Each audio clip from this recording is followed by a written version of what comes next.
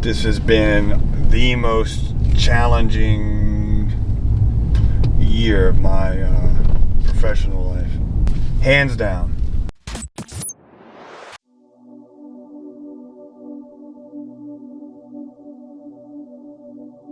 I've learned more lessons in the last 4 months than I have in 6 years. We focus on this and focus on what works, but what works becomes a cash flow nightmare because of the time it takes for these insurance companies to pay out and dictate. You know, we've always kept some other mode of income, even if it wasn't necessarily super sexy. It was still helping with cash flow, right? So, and then changing different formats or plays or running different plays. Try to get clever to try to make things, you know, more profitable, or to try to make approvals more, a higher percentage of approvals. And you do stuff that sounds good in theory, and then to know when to pull the plug on it, because you try something new, you run it for 60 to 90 days, and you know, it doesn't seem to be working.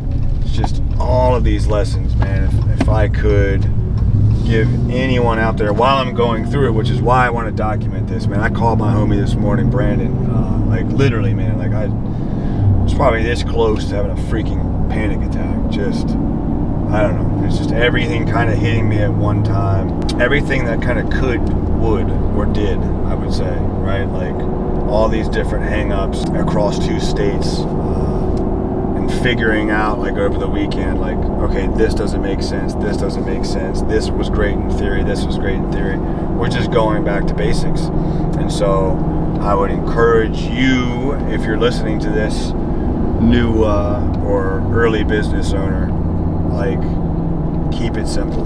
If what you're doing is working, it's not broke, don't fix it. Like, trying to get too clever, or, you know, take a look at, you know, what's the market doing, right? Like, if you're the only one that looking to pivot this way, I'm not going to say that that's the wrong way to think, because, you know, that's being innovative, but there's a difference between being innovative and clever, and there's in being driven by ego or foolish.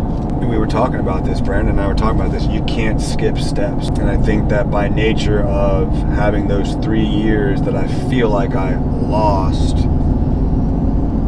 from having sort of just given up on this first business, doing the same thing, that I get frustrated and I want to try to like skip steps. I want to try to like skip past certain things that we had to go through and deal with, you know, when we were there at the last company. But it just doesn't work that way, you know. There's no skipping steps. I had to learn some really valuable lessons on, you know, okay, well, if you want to run this play, and that play is now contingent on a person, then you better show that person had better be the right person, and they better be there full time in at all times, or you're in for a mess, you know. Among other things, man. You know, they always say cash flow kills. That was a really big eye-opener for me, man. Was just this year eliminating everything but the insurance restoration division to get really, really good at that. And that's great. But, like I said, we always had other cash flow contributors, if nothing else but for that reason. And so eliminating all of those has really been just frustrating, you know. It's just, I've never, it's frustrating. I don't know what else to say. I mean, this is a very unique business, and like, which, you know, you use like a net 30 or something like that. And if you're not careful, you know, a net 140, you know, it's insane. It's insane. You know, if you're not careful and you don't keep an eye and constantly like AR, I feel like some of the lessons that we should have learned last year, we didn't, because we had different divisions to mask the cash flow inefficiencies. So deciding to cut those out for good reason. They weren't as profitable. The jobs themselves were profitable, but they weren't as profitable as promised. I don't know what I'm all saying, man. I'm trying to drink this at 4 o'clock in the afternoon, and I'm trying to keep my head sane but I feel a little bit better now, man. We've overcomplicated everything to just the highest degree. What originally and ironically was to streamline things, right? But it is what it is, right? It wasn't this new fully automated process. It seemed like a very slick deal, but again, if everything doesn't work perfectly, well, and it doesn't fully automate, then you find yourself in a position of things not being where they're supposed to, and that is never good. And that's the other thing, man. As business owners and leaders, you're taught not to let them see you sweat, not to let them see you worry, right? And so you really are taking all this on your own, right? And that's why I do something like call my boy to Brandon. It's probably the only guy I could think to call, you know? Can't call my wife. Certainly can't, I got Roger sitting in here, but you can't worry other folks, man. There's just figure it out, like okay. And they're all lessons, by the way.